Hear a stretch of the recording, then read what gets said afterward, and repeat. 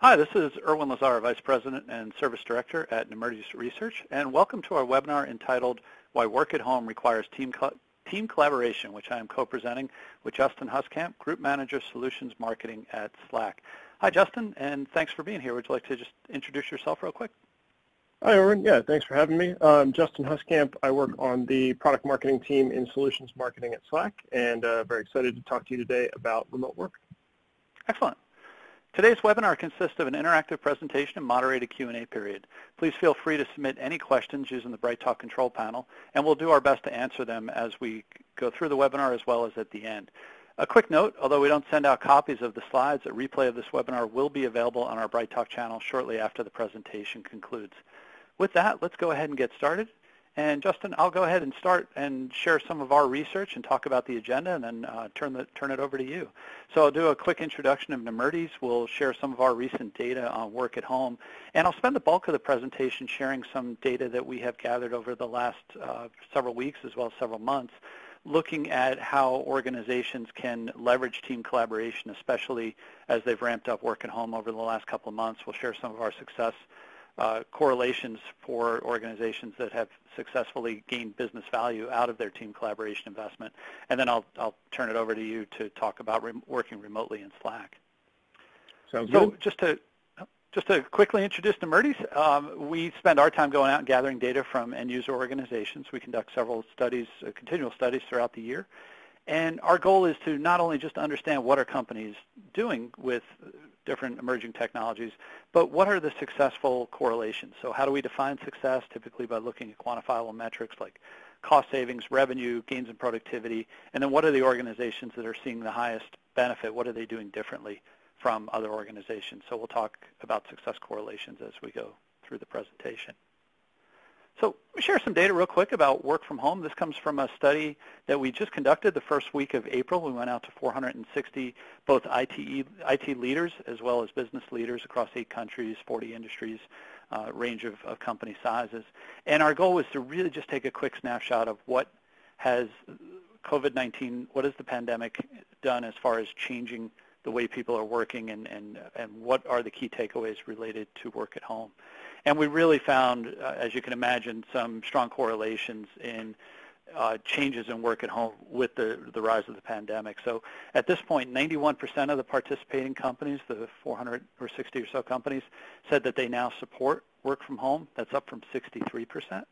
And 71% of them said that they expect to continue, even if the pandemic, or hopefully when the pandemic eases in the not-so-distant future, that they expect that they will continue to support work from home. So a fairly strong rise and a fairly expectation that work from home continues once companies start to get more comfortable with it, once they realize some of the benefits of work from home beyond just meeting the need to continue to function in light of lockdown orders.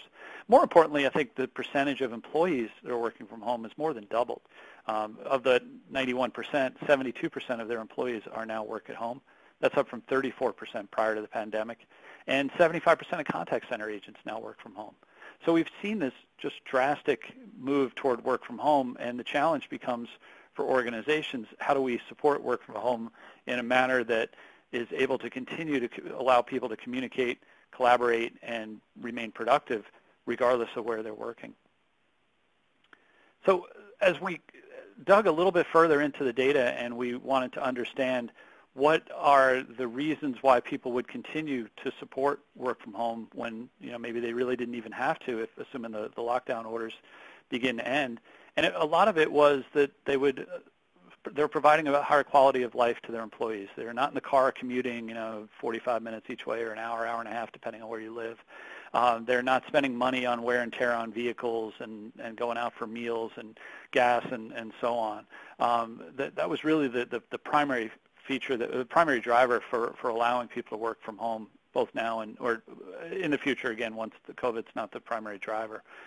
Second area was around preparation for future disasters. We've certainly seen, unfortunately, whether it's been hurricanes in the southeast or fires in the west or other tornadoes in the middle south as well, or southeast, that companies have started putting a lot more effort into making their businesses, supporting business continuity and allowing people to work from wherever they may be forced to locate. So having this fire drill of rushing to get work from home up and running very quickly is positioning companies to support work from home in the future. We found some other factors, reduction in greenhouse gas emissions. Employees tend to stay at their jobs longer if they work from home. There's less turnover. We found people more productive at home and so on. And then digging in a little bit more deeply, we wanted to find out for those that are struggling with work from home, what has been the biggest challenge that they faced, or what have been the challenges that they faced. And the big one that came up is remote management. And so taking a workforce where you can see everybody, you can pop in, you can have status meetings, you can tap somebody on the shoulder and ask them a question, to now where people are isolated in their homes, requires a completely different way of engagement, a completely different way of management. And that has been the single biggest struggle. We've also seen concerns around security, certainly some of the high-profile security issues with some of the meeting applications that have been noted in the public, and then how you support confidential communications when people are working from home has been an issue as well. Some other issues related to performance and infrastructure, making sure you can provision the remote workers, get them to access to applications, support high-quality interactions, train them, and so on. But really the big one that we were looking at, or that we uncovered, was this idea that, how do people engage and how do you manage those people when they're working remotely? So let's talk about that in a little bit more detail. And so we have identified team collaboration as really being a foundational requirement for supporting work at home. And it isn't just from COVID-19. It's something we've been talking about in our research now for over 3 years. And you can see the uptake of team collaboration over the last few years, from 19% of companies using it in 2017, projecting by the end of 2021 will be at about 67%. We're seeing the growth within organizations of the applications grow. We're seeing utilization grow. And why? Well, because I have at the very bottom that they're not emailed. Maybe that should be at the top. If you think about communicating with people, especially when you're virtual, you're not going to find email as an effective form of communicating in context of what project are we working on, what customer are we supporting, what task are we working on, are we working on operational related issues. If we have those conversations text-based, mobile-friendly, sitting in a contextual workspace, integrated with the applications that we need to access, we have a much more natural, much less disruptive form of communication. I'm not copying and pasting into emails. I'm not moving back and forth between my sales application to copy a record of a call into an email to send to somebody. I'm doing all of my communication, business workflows, and so on in that contextual workspace. And so as, again, you think about home workers, you now have that ability for informal conversational communications. Again, the key, I think, being in the context of what it is that people are doing. And we've measured some truly impressive benefits, I think, from using these applications. The study we recently conducted, this was a different study of about 600 end-user organizations across 12 countries, North America, Western Europe, Southeast Asia, and Australia. We found those that were using team collaboration reduced their number of meetings by 30% because they were seeing that they didn't have to have formal meetings just to go around the room and ask status or talk about what we're doing for the day. We could do that kind of 24% gain in productivity because we can get questions answered more quickly. We can respond to issues more quickly, and we can accelerate conducting of typical repeatable workflows.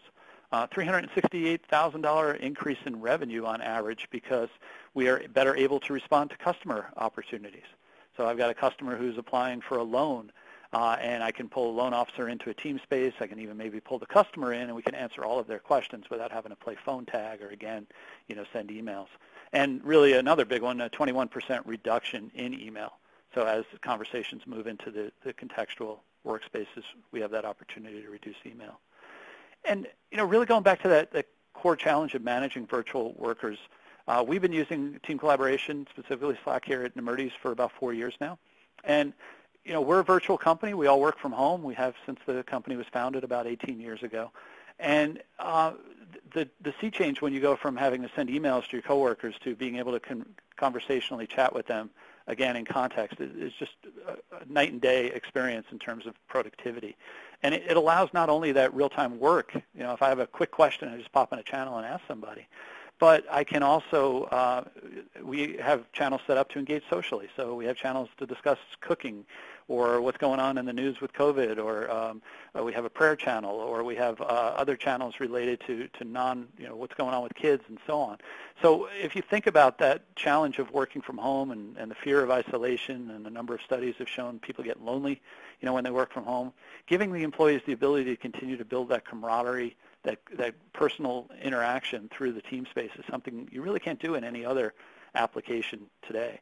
And it allows people to not only stay continually connected to work on their tasks and projects and so on, but it typically either includes a native or integrated voice and video. So, if Justin and I are chatting over something and we need to pull somebody in and we want to engage in a call, we click a couple of buttons and now we're in a video call, and we have our notes possibly back into that channel so that we can continue to work on the task at hand. So that integrated way of communicating and collaborating and being able to engage in different channels within the context of that workspace is really key.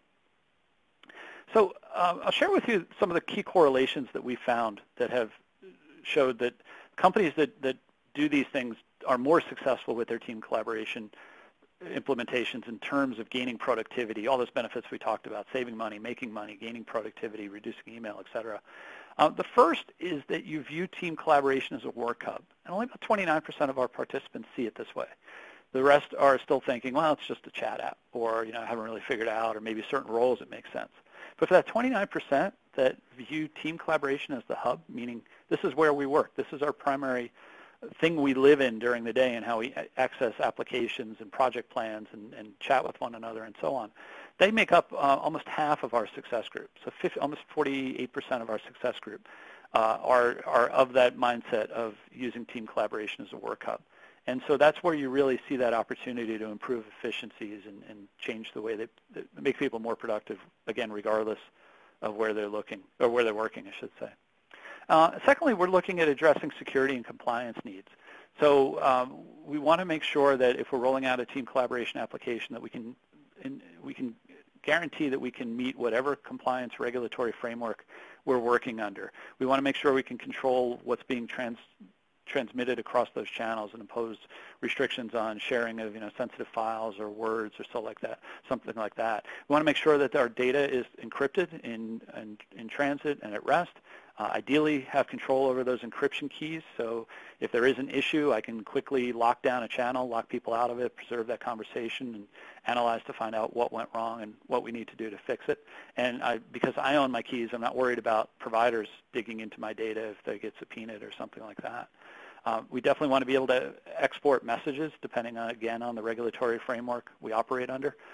We may need to preserve messages for a period of time, so we want to make sure that we have the capability to do that.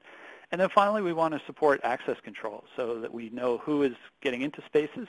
We provision them based on role. So if I hire a new salesperson, I make sure that they have access to all the proper sales-related channels. If they leave the company or they change roles, that I can revoke their access and so on. So making sure that we have that granular management capability is another key to success. The third one is that we roll out company-wide. And I mentioned earlier that we found that a significant percentage of folks that are still only viewing team collaboration as something they roll out to individual work groups, or that they haven't really thought about this should be everywhere in everyone's hands. And so we found half of our success group have a company-wide rollout. We also found correlation with extending team collaboration into the contact center so that agents can participate in conversations. So we see that team collaboration and viewing it again as a work hub and rolling it out to everybody are two very strong correlations with success. The fourth is proactive management. So we need to understand how people are using the application. We need to know if it's working, so we want to make sure we're monitoring uptime and integrated voice and video. We want to know who's using it. We want to know who our top talkers are. We want to know who's not using the application. If somebody is struggling to maintain or get involved in conversations, that goes back to how do we manage them that we talked about earlier.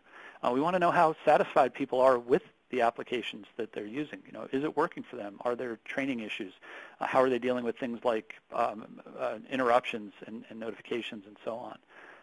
We want to talk about security as being a key issue, that we're making sure that we are able to deal with any potential security issues that come into play or something like that. And then finally, I'm going to give you one bonus one, and I think this is one that we have found in our community. I always joke that one of the things that really got us using Slack was Jiffy integration. We were able very quickly to figure out how to send funny pictures to one another. And beyond that, we found that one of the things that really keeps us involved in using it is that ability to stay engaged in not only professional work-related tasks, but to build that sense of community. So if you're a manager, make sure you're reaching out to your teams, ping them in the morning, ping them in the afternoon, ping them in the evening. Hey, what's going on? How are things? How'd your day go? You have that opportunity to have that informal conversation. And I mentioned some of the informal channels that we've seen. We have a COVID news channel in our company. We have different kind of virtual water cooler channels where people can chat about. Used to be one of the real popular ones was chatting about where to go on a Friday afternoon for happy hour. Not in our company, but companies where they are in the same metropolitan area. That's kind of changed a little bit. But again, there are games that you can run inside channels. Special interest areas, if people have interest in boating or fishing or hunting or whatever, set up channels that allow your company to enable people to form these interpersonal bonds that are very difficult to establish when people are not able to get together and go out to lunch or go out for a cup of coffee. And then finally, I want to talk about expanding team collaboration to customers and partners. It's been a big area of interest for our clients, enterprise clients we work with. And we see that there are really two ways to do this. One is you can create guest accounts. So I can establish, here are your credentials, log into my TeamSpace instance, or give me credentials to log into yours. It requires a lot of active management. You need to know when people leave those organizations. You need to make sure that they're not doing anything they shouldn't be doing. It's often happening outside of your site. So if one of my employees has a guest account on someone else's platform, I may not be able to see what they're doing across that platform. Really, the key way we recommend folks go is through either federation or shared channels. Slack has shared channels, which we'll talk about more in a little bit. But that allows each organization to maintain control of their TeamSpace instance and control what is sent across that, who has access to it. If I leave my company and I'm on a shared channel with another company, I suddenly lose access to that channel. So you have that ability to create and implement enterprise-wide enforcement. So with that, let me turn it over to Justin, and we'll dig a little bit more deeply into how Slack supports some of the things we've talked about in order around successful work at home. Great. Thank you so much, Erwin. I did remember to take myself off mute, so there we go. So hi, guys. This is Justin Huskamp again, product marketing from Slack. So first, I hope you all are staying safe and healthy during all of this, right? I'm going to spend the next 10 minutes or so talking about how Slack can help you and your company stay engaged, get aligned, and execute in this time of uncertainty. All right. And as you all know, as well as I do, many teams are finding themselves suddenly remote. And here at Slack, we are in the same boat as probably most of you. So some weeks ago now, we found our 2,000 plus employees from 18 offices and across 10 countries all suddenly relocated to the respective living rooms and kitchen tables, and if we're really lucky, home offices. And there we go. And the thing about remote work is it's just work, right? We need to get all the same things done. We need to stay connected with our coworkers. We need to align on projects and continue to move work forward. Only now, obviously, we don't have the convenience of shortcutting broken comms tools and processes with the old desk drive-by. So what's happening is any gaps in how we work together, in the tools we use, and in our communication styles, they're really easy to see. They're coming to the surface. So one of the most important things we can do to enable remote work is to have a single place for communication and collaboration that surfaces the tools we use and the data we need to get work done. For those of you new to Slack and to team collaboration in general, I'm going to start with a quick example of why the old way, and here I'm really talking about email, and the things surrounding email isn't great. So here's Sarah. Sarah is a project manager. And here are all the people Sarah works with on her latest project. Sarah needs to send Matt some information about the project, so of course she's going to email him. And then Matt has to forward that email on to Harry because the information is also relevant to Harry. And then the next day, Jagdeep hosts a weekly project meeting and learns about this info. So he starts a Google Doc to collaborate and comment on the work. But there's still some team members that are left out of this sort of haphazard communication and collaboration. This is creating silos of information since there's emails flying around, work's happening in Google, and meetings are taking place. And there isn't one central location where these conversations and work come together. Each inbox, meeting, note, and file is entirely isolated and separate, and there's really no way to search across it all. So with Slack or other team collaboration platforms, you can create channels that link all this information together. You no longer need to rely on an individual to select all the right people to add to each of their communications. What channels do is they allow for the channel topic, if it'll advance, there we go, the project, the team, the event, whatever the channel is about, to be the focal point of collaboration and conversation and work. And team members can join and leave these channels as the topics are or are not relevant to their work this week or this month or this quarter. So now let's talk about some of the ways to solve for the current challenge of remote work. And all these principles, like I said, all these solutions, they apply whether you're at your kitchen table or eventually back in the office. So I'm going to focus on 3 categories. The idea here is, first, a company has to be engaged. They have to actually be using whatever team collaboration tool they have access to, and they also have to feel like a valued part of their team and their company. Second, we all have to get on the same page. We have to be rowing in the same direction. We have to use whatever business cliche you prefer, right? We have to be aligned. And third, we have to execute. We got to continue to get our work done and maybe even accelerate the pace of that work. And finally, as a bonus, as our CEO said on a podcast recently, never waste a crisis, right? So how can we take what we've learned during this time of remote work and apply it to regular work in the future? All right, so engagement. So maybe the most noticeable gap of working remotely is the sudden absence of FaceTime with your colleagues, right? And for me, the increase in FaceTime with my dog and my wife. Fostering a strong team culture is critical to maintain connected, motivated teams during this time. So here are some ways that you can start to foster engagement with Slack. So at Slack, we partake in fireside chats. So typically these are live, where employees can submit questions to Slack leaders in an informal conversational setting. Given the current circumstances that find us working from home, our EMEA team decided to host a virtual fireside chat in channel. We created a public channel, invited leaders and employees to join, and with everyone in one publicly accessible space, we successfully hosted the chat. Execs introduce themselves, answer pre-selected questions, and attendees are able to follow along, react in the channel, and submit questions in real time. So what about celebrating success, celebrating wins? Now that we're all remote, it's hard for someone to feel recognized for their work when they're sitting alone all day, right? So at Slack, we celebrate wins and acknowledge performance in a couple of ways. So first, we have a sales wins channel to celebrate big new deals and get the company excited about our progress. We also have various team channels, mine is product marketing, where leaders recognize extra effort and exceptional performance. And finally, we actually have a kudos channel where people also do the same thing to the broader company, right? So there's a bunch of different ways in Slack or a team collaboration tool where you can maintain that space for celebration.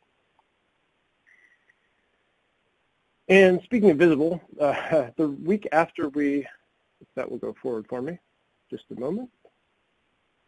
There we go. And nope, too far. Moment. All right. And speaking of visible, so the week after we went all remote, marketing started setting up voluntary and randomly paired virtual coffees each week for one-to-one casual conversations. We now have an app in Slack called Donut that makes these pairings, and we jump onto a Slack call or a Zoom call to connect. And honestly, I can say I've gotten to know more new folks in marketing since Shelter in Place started than I did sort of the whole quarter or maybe even half year before when we were in the office. So there are things that I've taken away from this that are definitely positive. There's a dog. So we also make sure to foster connection over shared interests in our social channels. As Erwin said, right, one of the things about Slack or about team collaboration is that it does allow for the development of these informal relationships and informal connections. And that it's really a little bit softer and harder to measure, but it's very real. So we at Slack make sure to foster connection over shared interests in our social channels, right? So I personally frequent the dogs channel. I stay away from the cats channel. These channels can be things like baking, it could be food, it could be travel, it could be more formal things like employee resource groups for various folks. And lately, for an example, in our travel channel, like people have been discussing the next trip that they want to take when all this is over, right? And our customers are doing this engagement thing too. So as COVID-19 ballooned into this pandemic, Twitter's leadership team faced a two-pronged challenge. One, keep the platform, meaning Twitter, running smoothly for people using it. And then two, putting the health of its workers first. Crisis response meant that they had to transition Twitter's 5,000-strong global workforce into an all-remote team. This may sound familiar to you. They had to move conversations and meetings that had previously occurred in person into Slack. And on March 4th, shortly after making the call to go fully remote, Twitter successfully held their first ever virtual all-hands meeting entirely over Slack and over Google Meet. All right, so once we're engaged, we all have to get on the same page. We have to get aligned. A big part of alignment is everyone having a single source of truth. So we're all working off the same information and towards the same priorities. So here are some ways to get aligned with Slack. Things are changing every day, right? So it's important to make sure that important company updates are shared in a clear and a concise way to keep everyone in the loop. This past week, a member of our leadership team posted an encouraging message to our company in the Announcements Global channel. And you might notice the words read only very small at the bottom of this channel. Since we want these channels, the announcements channels, to be used only for the most important messages, we only give a few people the ability to post in them. This ensures these channels don't get noisy and people can see the most important information for their company, their region, their office, etc. And since we're now remote, clearly no more in-person meetings, no more desk side check-ins on projects. This can be a challenge, but I think it's also an opportunity. So rather than having one-off conversations with different individuals, right, everyone gets a slightly different version of the information, a slightly different source of truth. You can check in on team priorities in a channel itself, and now everyone on the team has access to the same source of truth, the same information. We actually do this in my solutions marketing team, right? Every day, everyone posts what success today looks like and any support that they need, so we all know what everyone else is working on. We can stay aligned. We can give help as it's needed, as it is needed. And similar to having everyone in the same team working off the same source of truth, there's a real opportunity to drive clarity and alignment on projects through Slack or a team collaboration tool. Using project channels, defaulting almost to like over communication and sharing important milestones, updates, files, and timelines in one place really gives everyone working on a project the same view. And also it lets executives or other interested folks be able to pop in and out and get up to speed quickly on current status without having to do a meeting, having the working team to prepare a presentation, and they can understand really where the blockers are and where they can potentially help to move things along. And an important part of getting aligned and moving work forward is being able to prioritize your attention and decide what's relevant to you as an employee. So by judiciously joining up relevant channels and leaving those that no longer apply to you, you can avoid being overloaded by information and prioritize the work that matters right now. And another quick customer example here. So another one of our customers at Slack is HubSpot. HubSpot is an inbound marketing and sales software company that you probably know about. They have over 2,500 employees globally. So HubSpot uses Slack across all their job functions, from engineering to systems operations to sales. And for sales, Slack channels are being used to bring the team together, share information, and get on the same page. The sales team specifically stay aligned in team channels as well as through stand-ups and updates, and they also do real-time conversation on deals, all in Slack. So now that we're all engaged and we're all aligned, let's get some work done. Let's execute. One of the great things about team collaboration platforms like Slack is they're both asynchronous and synchronous. So you can leave a message for a team member to respond to at their convenience, but when they do respond, you can also interact seamlessly in real time. You can have a conversation, you can share data, and make decisions. Here you can see that one of my colleagues had a question for our legal team. They posted in the legal help channel. Teammate in legal used eyes to indicate they'd seen the message, They asked additional questions in the thread and then added a check mark when they were done. That's a pretty common way that we use emoji reactions. Eyes lets you know that someone's on it. Check means it's finished. And one of our customers, the AP, they started using a Slack channel to discuss the coverage of COVID-19 as they do with a lot of sort of big stories or topics. The conversations in that channel, they allow for real-time discussion around coverage, and they contribute to the creation of stories about this pandemic. All right, so meetings. Everyone loves meetings, right? Slack's Outlook Calendar and Google Calendar apps can help you keep track of, prepare, and attend meetings, all from Slack. So at the beginning of my day specifically, I receive a notification from Google Calendar. It shows me my schedule for the day, what time my meetings are, who's attending, and I can even drill in further and see any agenda notes to make sure that I'm all prepared for everything that's happening today. And if anything happens during the day, and meetings need to shift or meetings get moved, I'm immediately alerted of these updates right in Slack. And for meetings themselves, when it comes time for the first meeting of my day, I receive an alert reminding me I can join the meeting directly from Slack.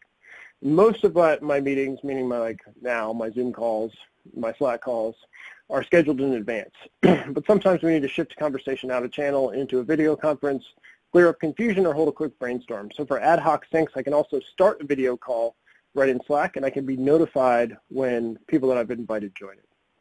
And many voice and video tools integrate right into Slack, so you can keep all your work in the same place.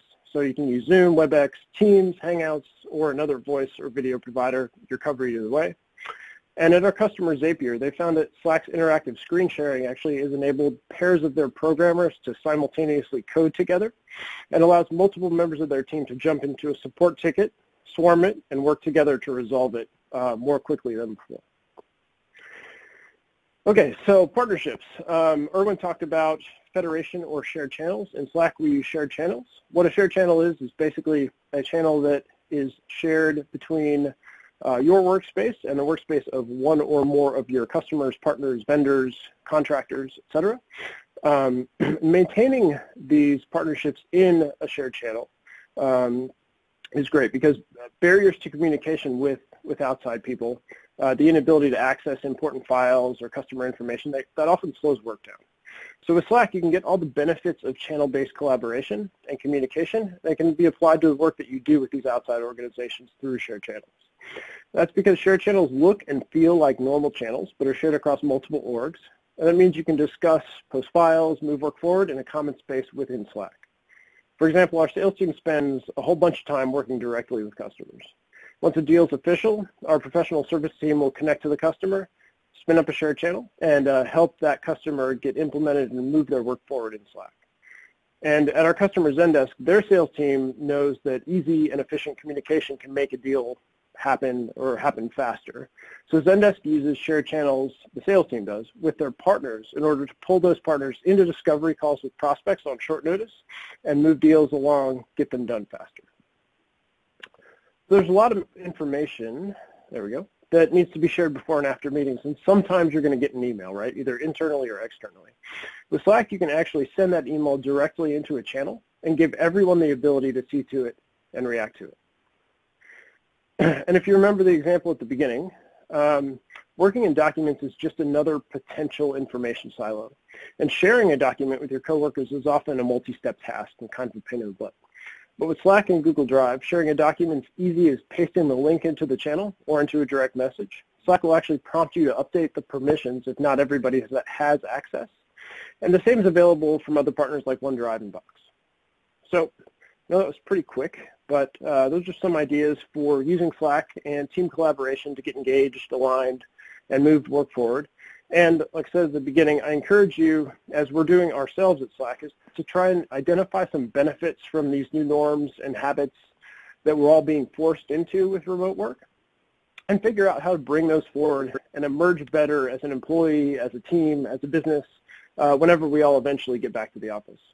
So with that, I will turn it back over to Erwin to wrap up and get us into Q&A. That's great, and I learned something. As mentioned, we've been using Slack now for about 4 years. I always learn something new, so some good takeaways for us in that presentation as well. So just to wrap up, I think we've certainly reinforced from our data what I think everyone on the call is seeing, which is that work at home is happening extremely quickly. There are going to be hiccups along the way. There are going to be challenges, some of the areas that we talked about. But we think that team collaboration is a foundational technology for success. It is extremely difficult for people working virtually to stay engaged without having a kind of tool like Slack that we just had a chance to dig deeply into. So adopt company-wide, think about it as a work hub, address security management that we talked about earlier, create those integrations that Justin just did a wonderful job showing some of the capabilities to make Slack, in this case, the work hub. Create those virtual social channels and allow for interpersonal engagement and expand beyond enterprise boundaries. So before we head into our Q&A period, I want to draw your attention to the links in the Attachments tab. You'll see a link to connect with the Slack team, as well as a link to a detailed guide to working remotely in Slack, and also a link to a helpful one-pager with Slack's top tips and recommendations for remote working. We've also included a link to a complimentary infographic that you can download and a link to the Nemertes website. Now, with all that behind us, let's go ahead and get to some questions. Yeah, the first question we have from the audience is, what do you see as the biggest virtual challenges that the virtual workplace faces? Yeah, that's actually a great question. We've been talking to a bunch of customers who run and are responsible for IT over the last couple of weeks. And I think the biggest thing that we're hearing is that there's just no way to replace the physical contact and, to use a cliche, the sort of the water cooler conversation. One of the CIOs that I spoke to this week, he compared it to being at a baseball game or watching a baseball game where there are no fans. It's just not as real. It's not as personal. It's not quite the same. So I think that's the biggest challenge that I'm hearing right now. How about yourself? Yeah, I agree. Actually? Yeah, so same thing, just creating that social atmosphere, that feeling that we're all in this together, that we are not just working on work-related tasks, but that you get to know one another and enjoy, the option to engage with other people. Yeah, and I'll say that actually we went through this in the presentation, but doing things that are really simple, like setting up a virtual coffee every week with a different member of your extended team, has really helped me personally to continue to establish or continue to develop some of those personal and social connections that I'm not getting by not being in the office. Yeah, we do a short little team meeting. We try and do that every morning, just to get everybody on. Here's what we're working on today, what issues are coming up, that kind of thing. So let me go to the next question. Question about, how do you get people to participate who really don't like to engage on team collaboration or use the channels? Even if you try and coach them a little bit, they just, they don't. I've seen this in some of our folks I've worked with in the past, where they're just kind of shy. They don't want to speak up and get engaged in those channels. What strategies have you found that works? Yeah, I actually saw that question come in, and I was like, cool, that's really good and difficult. I think. To be honest, because I work at Slack and Slack is the only thing that we use, we don't probably have that concern as much as maybe some other companies do. It's sort of our product, it's our life, it's kind of everything, right? But I know when we talk to customers and they have maybe less engagement than they would like in certain areas, we try to work with them to figure out what is it that the team or the group or the individual isn't getting? Why aren't they seeing the value? And we try, our CS team, our customer success team tries to figure out what's missing, right? But it is probably important to acknowledge that for folks who are maybe less comfortable in this type of environment, it is for sure a change that needs to be managed just like any other change. I know it's not a wonderful answer, but that's pretty much what I got. Yeah, I agree, and in my experience, it's not there's not a simple fix. It's continuing to work with people, get them feel comfortable about speaking up. Sometimes people are shy. It's just like they would be, in an in-person meeting. Maybe doing some one-on-one coaching with people, and setting the culture that it's okay to post something, and maybe you may be wrong, or it's okay to ask for help. You're not going to be looked down upon. It's very difficult. We found as you bring new people into the culture who may not, this may be their first exposure. People now that are coming out of college, I think are, they're used to using Slack for school or clubs or whatever. So they have a little bit different approach. But the people who've been in the workforce for a while who are moving from email into team collab, it can still be a little bit disruptive for them. And actually that brings up a good thought for me. So when I joined Slack, I'd come from other tech companies where we used team collaboration, but not as heavily and fully. And one of the first projects that I was working on was with one of our VPs of sales. And I was very hesitant myself to direct message him or to tag him or add him to a channel or add him to a project, because that wasn't the culture of the company that I had come from. Like, you never would have done that with the VP of sales at my last company. It was just different. So it even took me some time to get used to the more open, collaborative environment that we have here at Slack. Excellent. So ask a question that has been the single biggest question I hear when I talk to audiences about team collaboration is, how do you deal with interruptions? How do you balance the almost continual conversation that happens in a tool like Slack with the fact that, sometimes you need to disconnect and get something done? Yes, that is an excellent question. And it's something that we deal with all the time as well, like personally. I think what I have done that's worked best, because yes, it is very easy to be consistently interrupted, is I set times during the day in my calendar where I am focused on working on a specific thing. And then I just mute my notifications in Slack and put up a little away message that tells the team, when I'll be back or what I'm working on or why I'm away. And that can be, that can be challenging, right? If you're not used to doing that, or if your company's culture is not used to doing that, right? Where you need to be available all the time. But I've found personally that it helps me and it helps my team get our work done.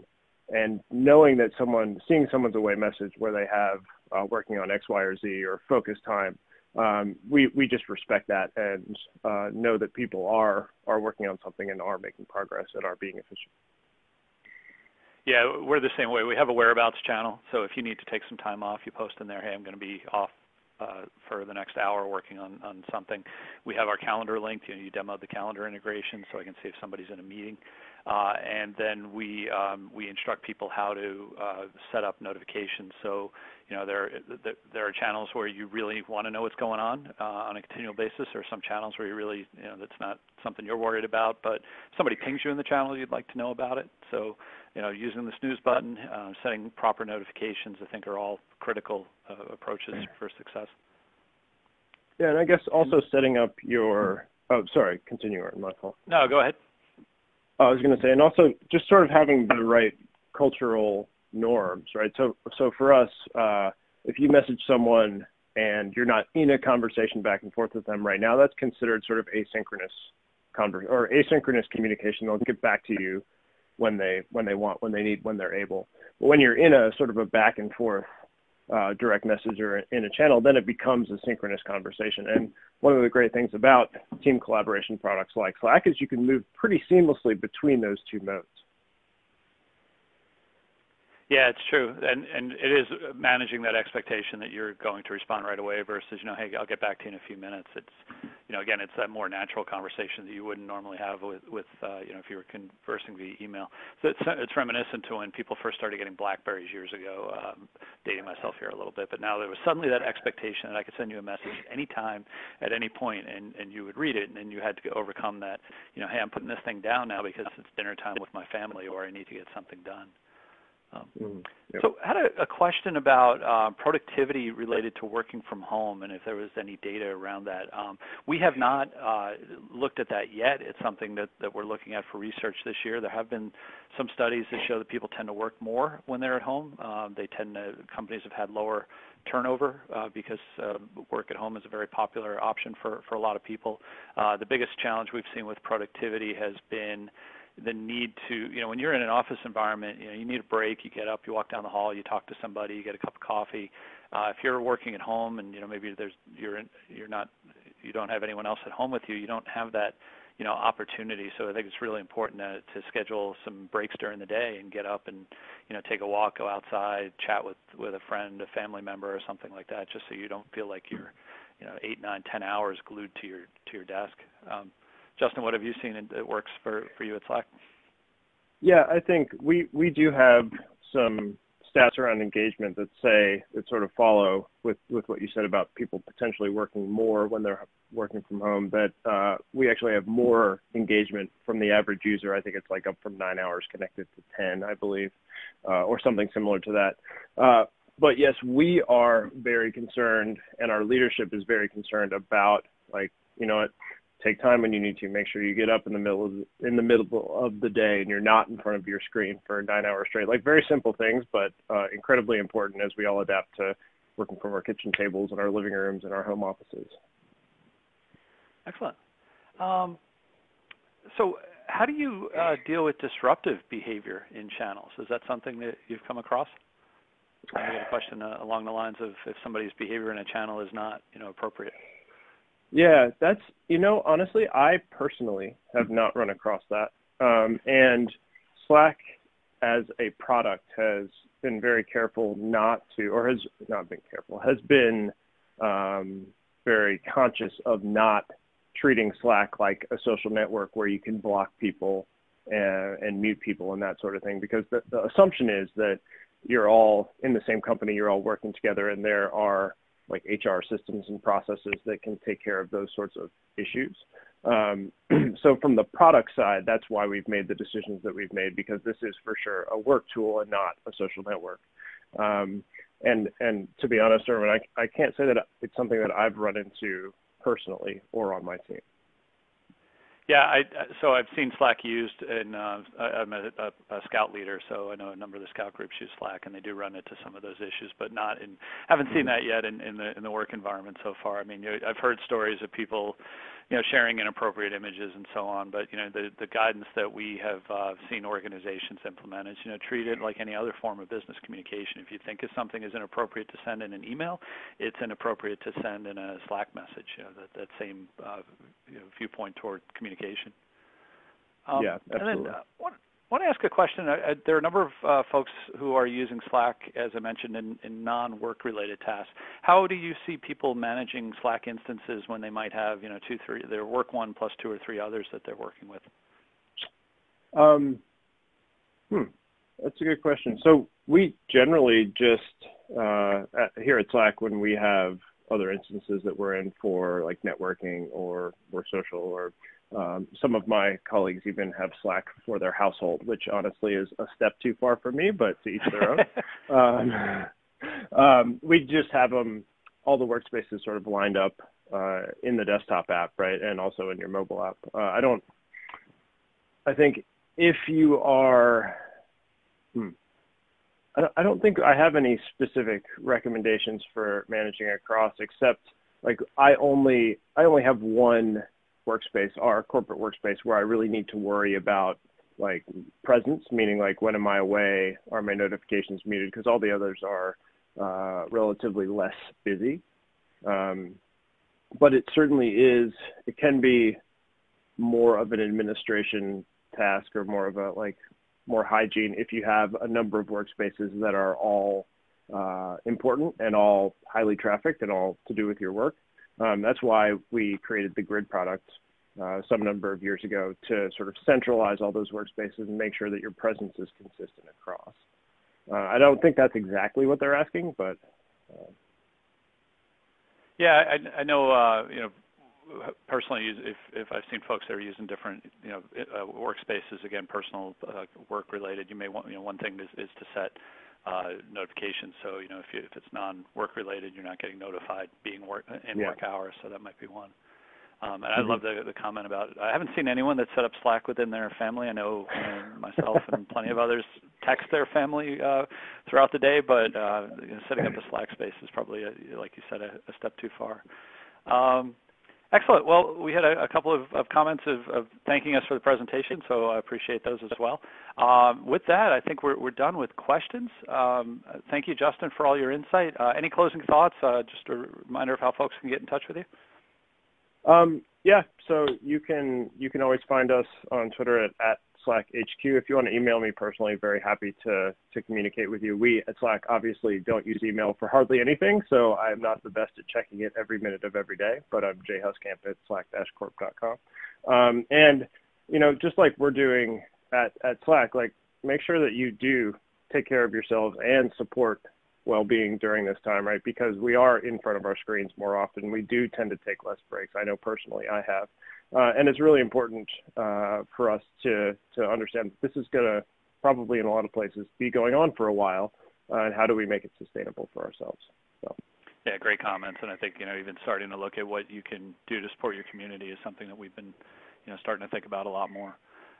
Excellent. So with that, the webinar replay will be up on our BrightTALK channel shortly. If you found it valuable, please feel free to share it with your colleagues, and please take a moment to provide feedback and rate this webinar. We certainly appreciate it. If you haven't already clicked on the attachments and links tab, please do, and go ahead and take a look at the great content we've got there from Slack and again, opportunities to continue the conversation with us. Please do check our BrightTALK channel. We post content very often, and thank you very much for joining us today, and this concludes our webinar.